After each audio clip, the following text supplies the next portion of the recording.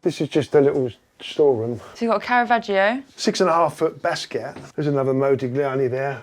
Oh, is this a Picasso? I mean, I do Picassos. Sometimes I can do 2 or 3 in a day before breakfast, you know, because they're not that difficult. And I gave one to a friend of mine. He sold it. Someone bought it, and they took it to the auction, and they valued it at $1 million.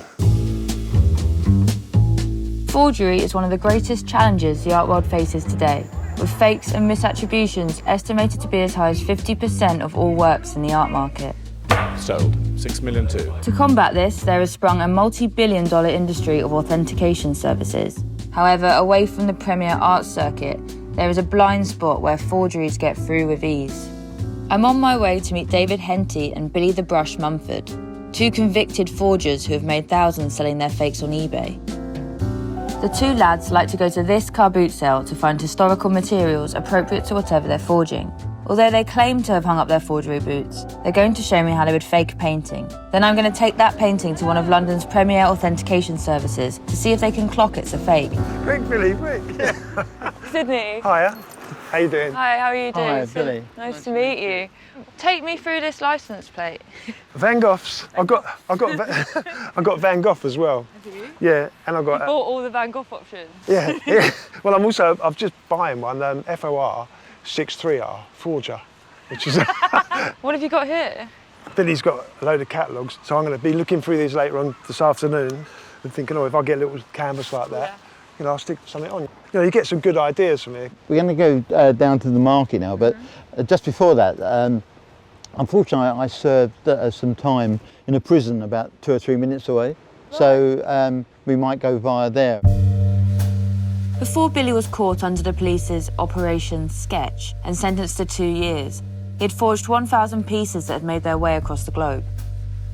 Detectives have only managed to find 40 so far, meaning there's a lot still in circulation. So how did you get into art forgery? Well, I was dismissed from St Martin's in 1968. It was something to do with me being intoxicated in a life drawing class. It was either get a job or use what limited artistic skills I had, and that's the road I went down. Do you still forge art? No, not at all. Wouldn't touch it with a barge pole. Do you do any art? Yeah, I doodle sometimes, yeah. Do they look similar to any other pieces of art? Sometimes. Sometimes, yeah. So have you served any time for art forgery? I served time for forgery, forging passports. Right. I went into the prison art department. I thought I'd just go in there and read about art and learn about it. But the teachers there said, no, you've got to actually paint. When I came out, I thought this is what I want to do, but it's very difficult to sell your own work. But then I painted a lovely little Paul Henry, Irish artist. I put it on and I got £1,000. And I was getting, I don't say too much, because I've straightened the tax man out now. I had the criminal tax investigation because I was making so much money there. We better go, Billy. Okay. We better go. Or we're going to miss all the old canvases. We certainly are. What's your favourite thing about the art world? The money. Mark Rothko, a wonderful American abstract painter, said that to be an artist you have to steal a space on a rich man's wall. And I love that. I don't forge famous artists per se. I do the one that they could have painted. When I used to do eBay and stuff like that, there was a caveat saying there's no paperwork or provenance with this painting, so sold in the style of or after the artist. That way you're covered by law. You could go to the auction and put it in and not say anything. And if they go yes, then it goes through, you know. And Billy and I get all the art catalogues, and quite often you'll open it up and you'll see, oh look. So do you think auction houses kind of profit off not asking questions? Yeah. I mean, if they can turn a blind eye. They want it to be right, because if it isn't right, they ain't going to earn a dime. So how would we go about finding the tools? If you want to get it past the forensics, you have to use age-appropriate materials. That's one for you, isn't it? So is this what you're after? Yeah, this is, yeah. Is it all right to have a look? Yes, cool. Yep, Yeah. thanks. Yeah, Windsor and Newton, it's an old one. About 1910, 1915. Perfect for a little painting. I could do a Lowry on there, couldn't I? Yeah, it's a good But like an size. early Lowry, yeah. How much are they? I'll do the 2 for 20. Lovely. How's that? But these are old ledgers, look at that. One of Lowry's things that he did, he'd drawn anything, you know, he'd had letters in his pocket and envelopes and stuff. They turn up every now and again, and if they're from the 50s or 60s, they've got a good chance of being a Lowry drawing. That was a good buy, mate. I shall do a little masterpiece on here later.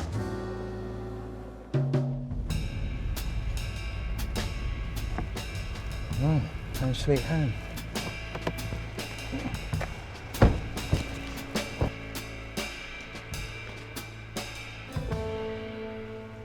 The whole purpose of coming here is for David to have a look at some frames. How much are these, Billy?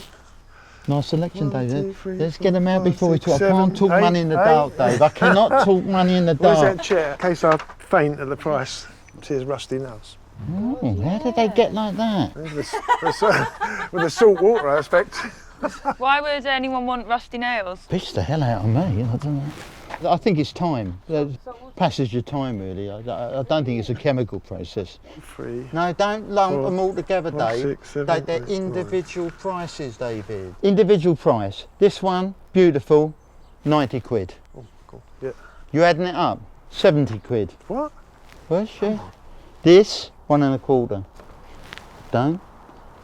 This one here, for my friend as a gift. Nothing. Garnish. That's Nothing. nice, that little one, isn't it? Yeah, It's lovely. a little Italian painting. Yeah, Yeah, you adding these up?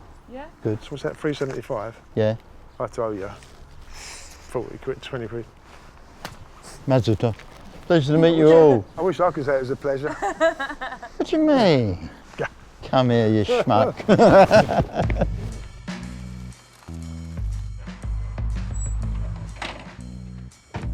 Should I take in these ones in here?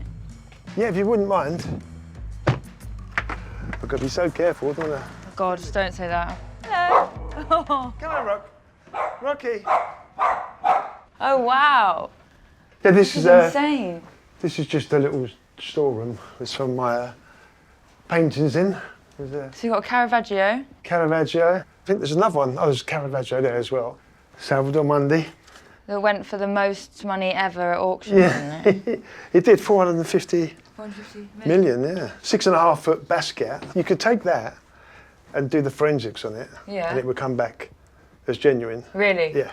There's another Modigliani there, Basquiat. How often are you doing these paintings? Every day, I get up every day and I work 7 days a week just because I really enjoy it. Oh, is this a Picasso? I mean, I do Picassos, you know. Sometimes I can do 2 or 3 in a day, you know. They're not that difficult. And I gave one to a friend of mine, he sold it. Someone bought it, and they took it to the auction, and they valued it at $1 million. And they had quite a lot of interest in it. But came out in the papers that this forger said it's his. The guy who owned it started threatening, and he told a friend of mine that goes in there that buys stuff, you know, tell him I'm going to get someone to burn his house down or put Your house? my house, yeah, put a firebomb through the letterbox. So well, I reported it to the police, and I got all cameras put up in the front of my house and stuff. I just said on Twitter, I said, do due diligence. You know, if you're selling £1 million painting, get it authenticated. So did it sell? And was all the TV cameras were there and the news channels were there, and it flopped. I think they said they sold it for 8,000. Amazing, quite a view. Yeah, it's good. Did you often work out here? Yeah, if I can, I love to work out here just because it's, it's nice, it's peaceful, you know. I'm going to paint a little seascape. So how much have you studied Lowry then to understand how he paints down to a T? So I've been to the Lowry Gallery. I bought every book I can find about Lowry. When you've stepped in their shoes, you understand a bit more than an academic. You're actually living it. But this one I'm making up. Are you making up? So I put a bit of sky. So it could be like a lost Lowry that's just ended up at auction. Well, it might well do. Do you think there are any problems with art forgery? Well, I think there's a lot of problems with people making money off dead artists, you know, and that didn't make any money in their own lifetimes, you know. There's more of a problem with that, I would have thought. You know, you're an ordinary girl, you love Picasso or you love Modigliani, but you haven't got 5 million or 10 million or 100 million. But I still want a painting. Yeah. I don't want to print a lifeless print. So, you know, is that wrong? I think the basic thing is I don't care about the money. I love the art. When I go to bed at night, I can't wait to get up in the morning. If I'm working on, something that I really, really like, you're in your own world, basically. If I was a multi-millionaire, I'd still get up in the morning and paint pictures. Obviously, technology is advanced. Do you think that makes it harder to make good forgeries? No. No? No, I think you can beat the forensics, and the rest is about good craftsmanship, really. So what do you think? Well, passable. Okay, well, give me a call when it's ready and I'll take it to the lab. Okay. And I'll let you know how it goes. Okay. As long as we go halves on it. Okay, deal.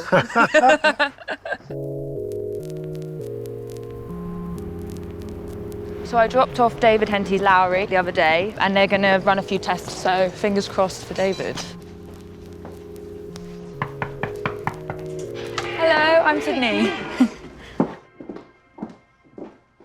There it is. Here it is. So here's the Lowry, basically dismantled. In taking it out of its frame, the tape's still quite sticky, which means it wasn't on there for a long time. Taking the painting out, he's clearly used one of these old notebooks, 1955, so no question about it. This is old. This isn't particularly impressive. Now we're going to take that and have a look down the microscope. Straight away we can see that it's very yellowed looking, and this is typical of forgeries because you want the object to look old. And if you just paint it in nice, fresh, bright colors, it's going to look new. There's no obvious cracking.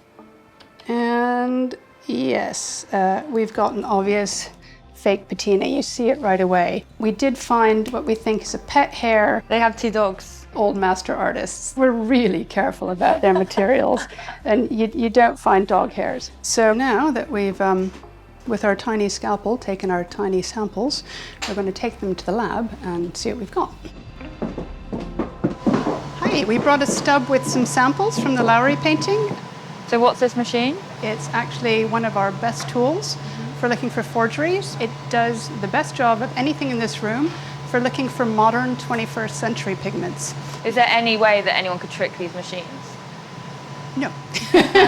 So now we'll go have a quick look at our imaging room where we'll be taking an X-ray as well of the Lowry. The way this works is the painting's placed in the chassis, and then the camera moves. So it's like Google Earth. You get lots of little tiny images that are then put together in a computer, and you can zoom in and zoom out. It's like having a microscope without a microscope. So one of the most famous quotes, which is actually on David Henty's website, is, "I am a simple man and I use simple materials, ivory black, vermilion, Prussian blue, yellow ochre, flake white, and no medium." However, we found cadmium red instead of vermilion. We're accumulating evidence, and the evidence It's not looking good. It's not pointing in the right direction. Here's our X-ray of the Lowry. As you can see, it's kind of not very controlled looking strokes. And looking at other Lowrys, we see that there's kind of a control. So David was often selling heat on eBay. Do you think that means that there's a bit of a blind spot for getting these kind of Lowrys through? Yeah, I mean, it's for all sorts of things. People love to make discoveries, but it's really buyer beware. If you're not an expert, if you're getting a bargain, it's probably not a bargain. I think for the market he's shooting at, for doing something to sell on eBay, he's going to fool the average punter who's not an expert. But copying things for profit, that's deception, and that's where it becomes a criminal act. Forgers will speak about channeling, the dead artist as if it was some sort of psychic gift they had, which is all hugely dodgy. It's just justification for profiting on someone else's genius. So is David Henty for you, he's not an artist, he's a criminal? Yeah, basically. And he's a bit overrating himself to say Judge is the best copyist in the world. Okay. Won't let him know. Kevin. Hi David, how are you? It's Sydney. Good.